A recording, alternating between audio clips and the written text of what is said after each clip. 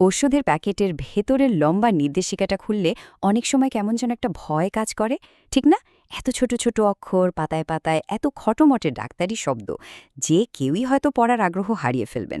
কিন্তু মজার ব্যাপার হলো, আমাদের স্বাস্থ্যের জন্য দারুণ সব জরুরি তথ্য কিন্তু ওখানেই লুকিয়ে থাকে। তো আজকের এই বিশ্লেষণে আমরা ঠিক এটাই করব। ব্যাকভেন্ট নেজাল স্প্রের এমনই একটা জটিল মেডিকেল লেভেলকে আমরা একেবারে ভেঙে সহজ আর বোধগম্য একটা গাইডে পাল্টে ফেলব। চলুন ধাপে ধাপে পুরো বিষয়টা একটু এক্সপ্লোর করি। আচ্ছা, তাহলে শুরু করা যাক। আজকের এই জার্নিতে আমরা মূলত 5টা ধাপে এগোব। 1. লক্ষ্যকৃত রোগসমূহ। 2. রাসায়নিক গঠন। 3. ডোজ বা মাত্রা প্রয়োগ। 4. সতর্কতা এবং সুরক্ষা। এবং সবশেষে 5. প্রস্তুতকারকের পরিচিতি। ব্যাপারটা অনেকটা একটা ক্লিনিক্যাল সূচিপত্র ধরে ধরে সামনে এগোনোর মতনই হবে। প্রথমেই আসছে আমাদের 1 নম্বর সেকশন, লক্ষ্যকৃত রোগসমূহ, অর্থাৎ সমস্যাগুলো চিহ্নিত করা।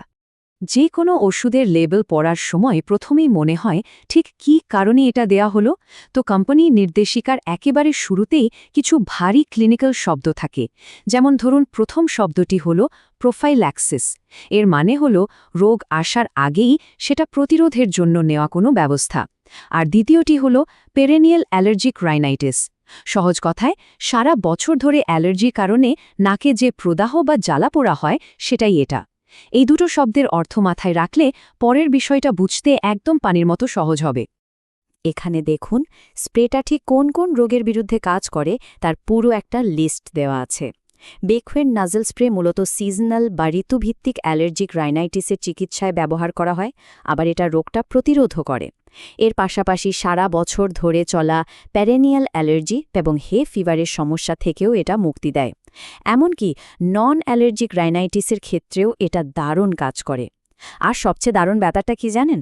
যাদের অস্ত্রোপচার করে নাকের পলি ফেলে দেওয়া হয়েছে, তাদের ক্ষেত্রে এটা আবার ফিরে আসা ঠেকাতেও বেশ কার্যকরী ভূমিকা রাখে। মানে শুধু চিকিৎসায় নয়, একদম পাহারাদারের মতো প্রতিরোধক হিসেবেও এটা কাজ করছে। এবার আসি আমাদের 2 নম্বর সেকশনে, রাসায়নিক গঠন। চলুন দেখে নিই এই মিটার স্প্রের ভেতরে আসলে কি আছে। রোগগুলো সম্পর্কে তো জানা হলো, কিন্তু স্প্রের ভেতরে আসলে আছেটা কি? উপাদানটার নাম বেশ খটমটে, ব্যাক্লোমেটাসোন ডাইপ্রোপিওনেট মনোহাইড্রেট বিপি। নামটা উচ্চারণ করতে একটু কষ্ট হলেও এটাই হলো সেই ম্যাজিক ইনগ্রিডিয়েন্ট বা সক্রিয় উপাদান। এতক্ষণ ধরে নাকের যত ধরনের অ্যালার্জি আর প্রদাহের কথা বলা হলো, এই একটা রাসায়নিক যৌগের কারণেই মূলত রোগীরা সেই কাঙ্ক্ষিত আরাম বা স্বস্তিটা পেয়ে থাকেন। এখন একটা খুব স্বাভাবিক প্রশ্ন মাথায় আসতে পারে, এই স্প্রেটা তো একটা বোতলের ভেতরে থাকে, কিন্তু বোতল থেকে যখন একবার চাপ দিয়ে স্প্রে করা হয়, তখন ঠিক কতটুকু বেক্লোমেটাসোন ডাইপ্রোপিওনেট আমাদের নাকে প্রবেশ করছে? এর সুনির্দিষ্ট হিসাবটা আসলে কি? সংখ্যাটা হলো ঠিক 50। হ্যাঁ, একদম কাটায় কাটায় 50। যন্ত্র থেকে বের হওয়া প্রতিটি মিটার স্প্রেতে ঠিক 50 মাইক্রোগ্রাম বেক্লোমেটাসোন ডাইপ্রোপিওনেট থাকে। এক বিন্দু বেশিও না, আবার কমও না। আর এই নিখুঁত পরিমাপটার উপর ভিত্তি করেই মূলত পুরো ওষুধের ডোজটা ঠিক করা হয়। 3 নম্বর সেকশন, ডোজ বা মাত্রা প্রয়োগ। আর হ্যাঁ, নিয়ম মেনে চলাটা কিন্তু এখানে সবচেয়ে গুরুত্বপূর্ণ। রাসায়নিক গঠনের পর এটাই সবচেয়ে ক্রুশিয়াল পার্ট। এখানকার ডেটাগুলোর তুলনামূলক পার্থক্যগুলো বেশ ইন্টারেস্টিং। যেমন ধরুন, প্রাপ্তবয়স্কদের জন্য সাধারণ মাত্রা হল প্রতিদিন 2 বার 2 নাকের ছিদ্রে 2টি করে স্প্রে করা। তবে অবস্থা যদি একটু খারাপ হয়, তাহলে বিকল্প হিসেবে দিনে 3 থেকে 4 বার 1টি করে স্প্রেও ব্যবহার করা যেতে পারে। অন্যদিকে 6 থেকে 12 বছর বয়সী শিশুদের জন্য ডোজটা কিন্তু অর্ধেক হয়ে যায়। তাদের সাধারণ মাত্রা হল দিনে 2 বার 1টি করে স্প্রে। তবে শিশুদের লক্ষণ তীব্র হলে তাদের ক্ষেত্রেও দিনে 2 বার 2টি করে স্প্রেও ব্যবহার করা যেতে পারে। ডোজ নিয়ে এতগুলো হিসাব নিকাশ তো দেখলাম, কিন্তু সুরক্ষার খাতিরে এখানে একটু থামতে হচ্ছে। দিনে 2 বার 3 বার বা 4 বার ব্যবহারের কথা বলা হলেও প্রতিদিন ব্যবহারের কি কোনো নির্দিষ্ট লিমিট আছে? মানে 24 ঘণ্টায় সর্বোচ্চ ঠিক কতটুকু স্প্রে নেওয়া নিরাপদ? সেই সর্বোচ্চ লিমিটটা হল 400 মাইক্রোগ্রাম। লেবেলে অত্যন্ত স্পষ্টভাবে সতর্ক করে দেওয়া আছে যে প্রতিদিনের মোট ডোজ সাধারণভাবে কোনোভাবেই 400 মাইক্রোগ্রাম অতিক্রম করা উচিত নয়। আমরা তো আগেই দেখেছি যে প্রতি স্প্রেতে 50 মাইক্রোগ্রাম ওষুধ থাকে। সেই হিসেবে 400 মাইক্রোগ্রাম মানে হল দিনের সর্বোচ্চ 8টি স্প্রে। ব্যাস, এটাই হলো প্রতিদিনের রেড লাইন। ওষুধের প্যাকেজিং থেকে আরেকটা দারুণ তথ্য জানা যায়। প্রতিটি কন্টেইনার বা বোতলের ভেতরে ঠিক 200টি মিটার ডোজ দেওয়া থাকে। সোজা কথায় একটা বোতল থেকে ঠিক 200 বার স্প্রে করা সম্ভব।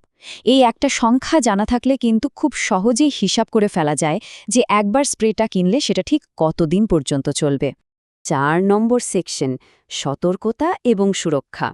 চলুন কিছু গুরুত্বপূর্ণ সতর্কবাণী দেখে নেওয়া যাক।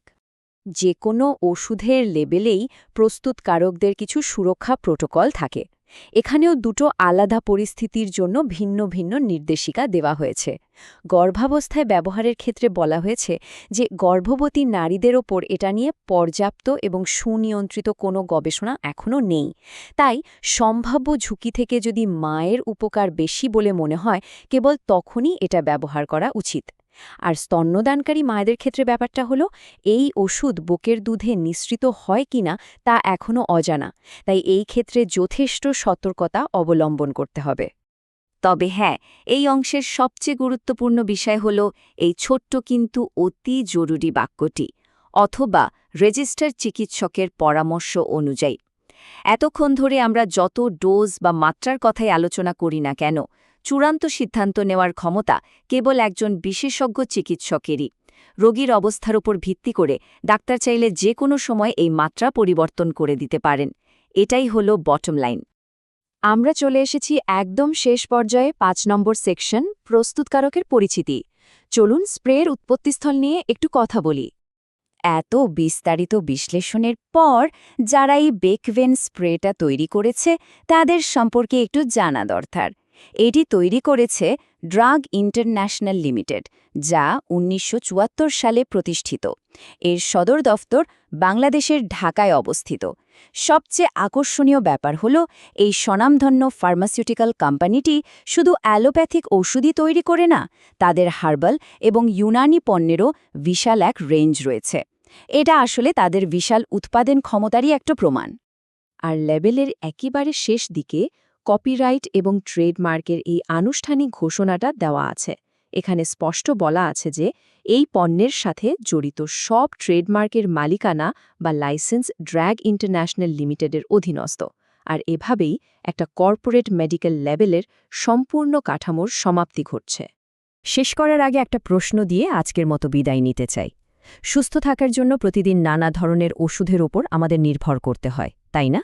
কিন্তু সেই ওষুধের ভেতরের রাসায়নিক উপাদান, তার প্রয়োগের নির্দিষ্ট সীমাবদ্ধতা বা উৎপত্তি স্থল নিয়ে আমরা আসলে কতটা পরিষ্কার ধারণা রাখি?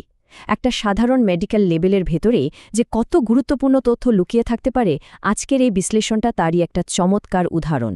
আশা করা যায় এরপর থেকে যে কোনো ওষুধের লেবেল পড়ার সময় এই বিষয়গুলো আমাদের দারুণভাবে সাহায্য করবে। এতক্ষণ সাথে থাকার জন্য অনেক ধন্যবাদ।